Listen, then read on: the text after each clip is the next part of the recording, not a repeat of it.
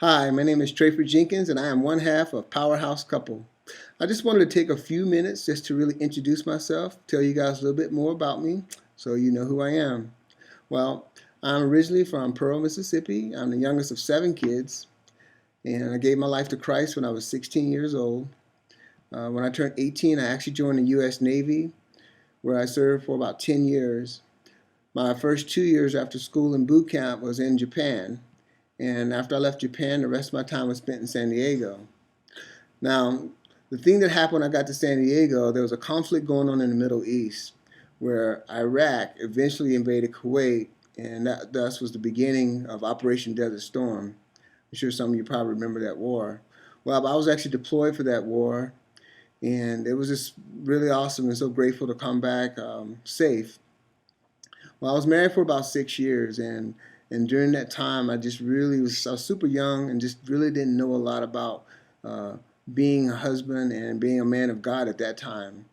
My whole life, I had sort of known a little bit about God from the exterior, but I don't think I really had this deep, personal, intimate relationship with Him. And I didn't really understand His Word as much as I do now. And so my marriage was starting to fail. And I remember going to my pastor, kind of explaining to him the things that was going on. We tried to seek counseling, and it just seemed like no matter what we did, we could not get things to work out. So after 6 years of marriage, unfortunately, ended up in divorce. And it was at that point that my life just really was at a crossroads. I found myself being really angry with God for not working out my marriage. And I just had this idea about God that once you were saved, that you don't really endure hardships. That God is always there, and He just makes everything always right. And so I just really didn't have a true understanding of God on how He truly is.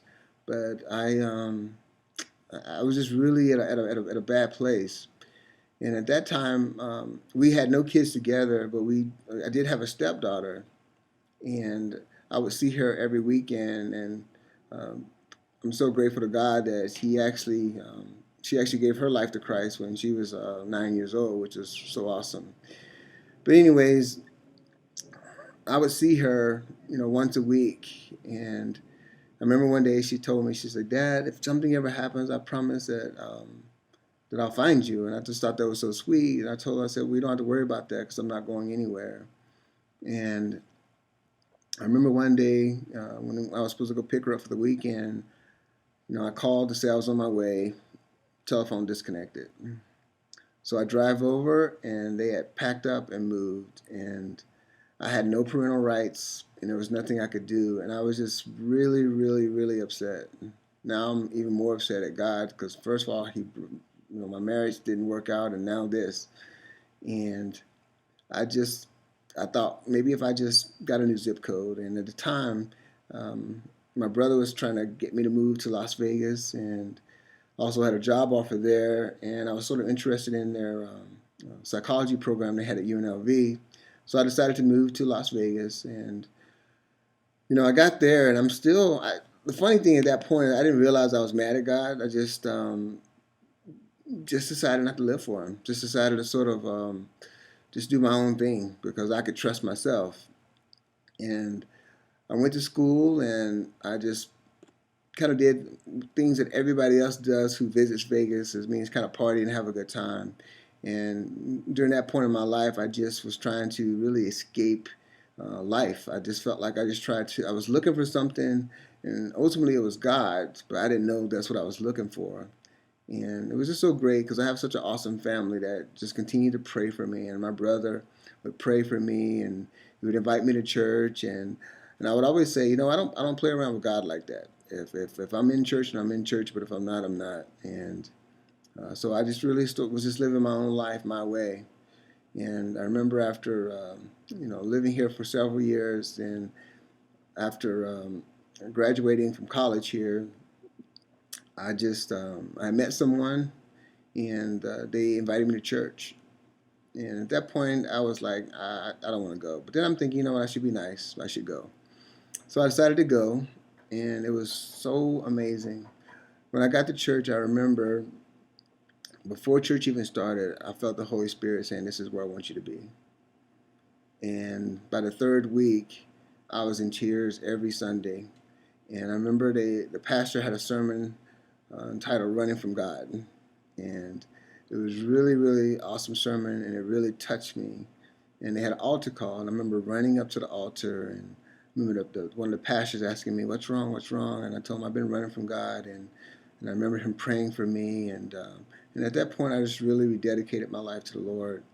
And it's just been an amazing journey ever since. But there's been some really, really cool things that happened since that time.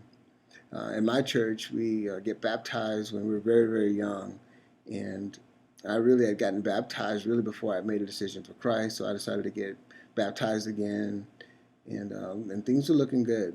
But I still struggle with some of the things that I did when I was in the world. There were some sins that I was still committing, and I wasn't fully committed to the Lord. And it's just so awesome how God is and how faithful He is, and just how He just works all things out for our good. And there was a friend of mine who I had led to the Lord was telling me about one of their clients. My friend does hair at one of the casinos, and she was telling me this lady was so amazing. And I said, "Well, you should invite her to church." And so she says, "I did. I told her where it was at. So we tried to call her, couldn't get a hold of her or anything."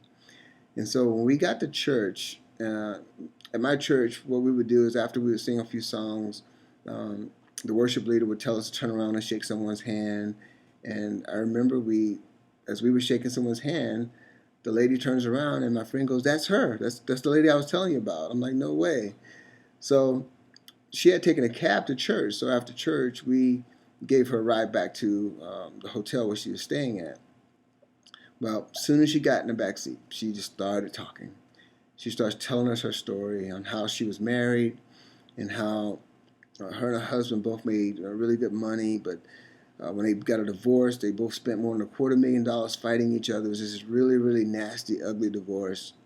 And she was saying that after divorce, she just ended up losing everything. She lost her business. She ended up getting on drugs. She ended up losing her children, and she was just in a really, really bad place. And she says that after she really hit rock bottom, she said that she got on her knees and she said, "Lord, I surrender all. I surrender everything to you." And she says immediately, this is so funny, she goes, immediately after she finished praying, she says, "Okay, Lord, I need some food. You told me in your word that you would supply all my needs."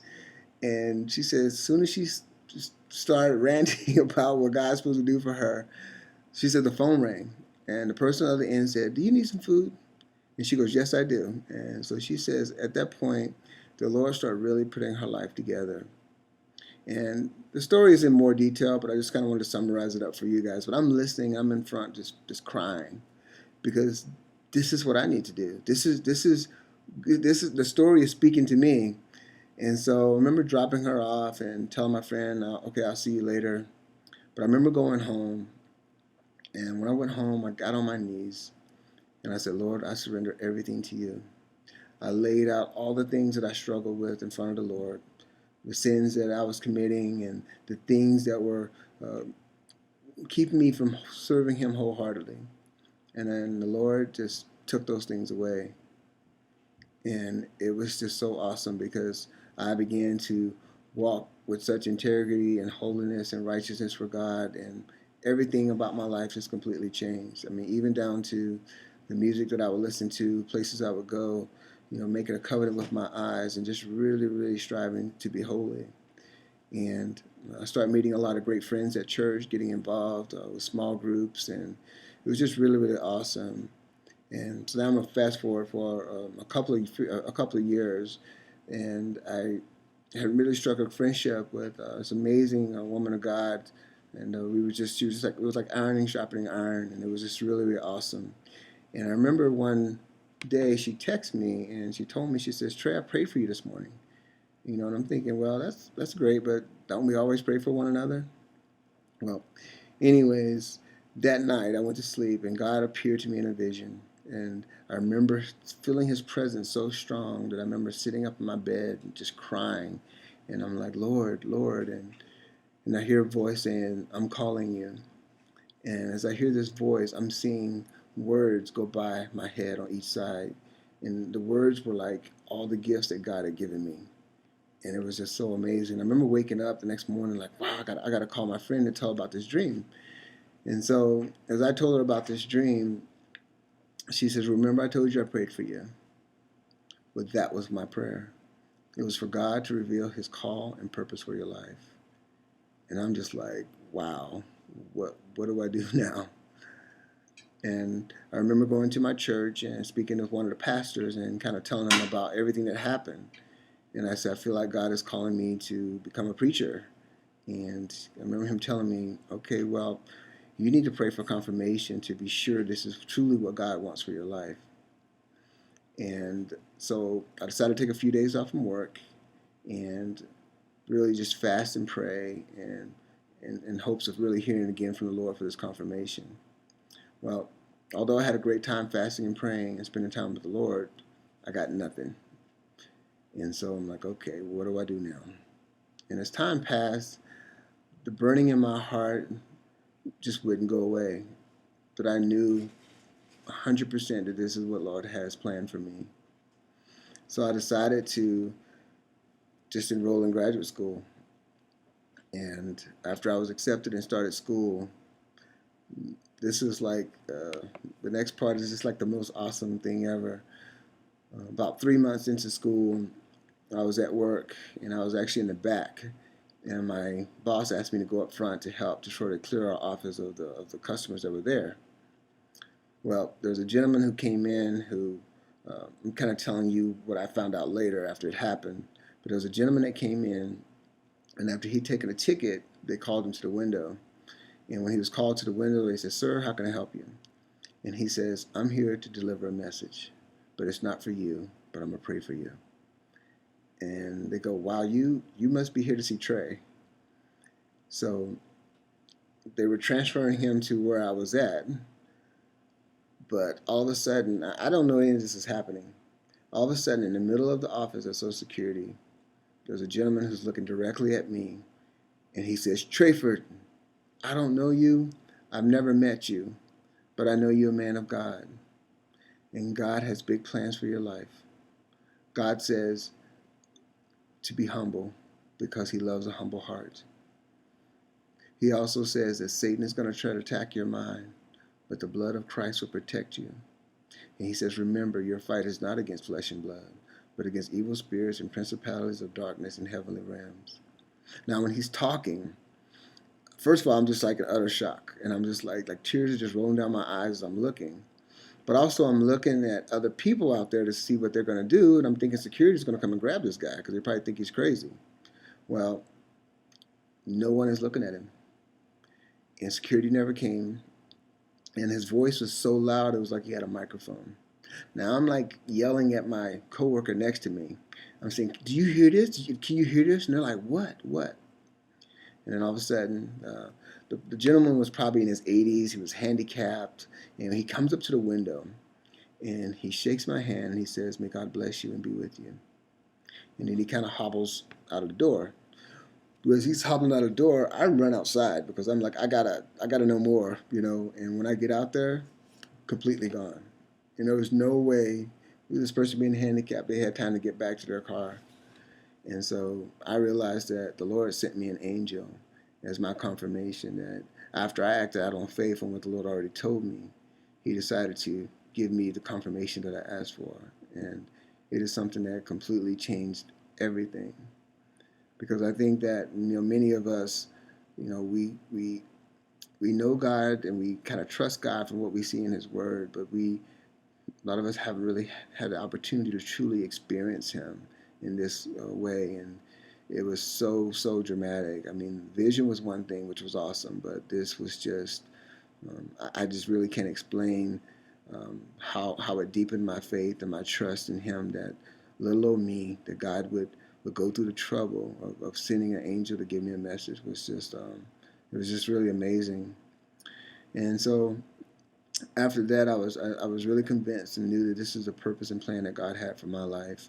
And I actually finished school, graduated December of 2014, and the Lord has opened up doors for me to begin preaching. And I've been preaching now for about 2 years, and it's just been great. And it's just amazing what the Lord would do when you completely surrender. And one of my nicknames I would call myself was Sweetly Broken, because the Lord, He could have caused calamity when I was away from Him as a prodigal son. He could have chose to cause calamity to come to my life to get my attention, but He just gently called me through the Holy Spirit, and it's something that I'll always be grateful for. And so this is a life that I'm planning on living for the rest of my life, to serve and honor God with all the days of my life. So I thank you for your time, and may God bless you.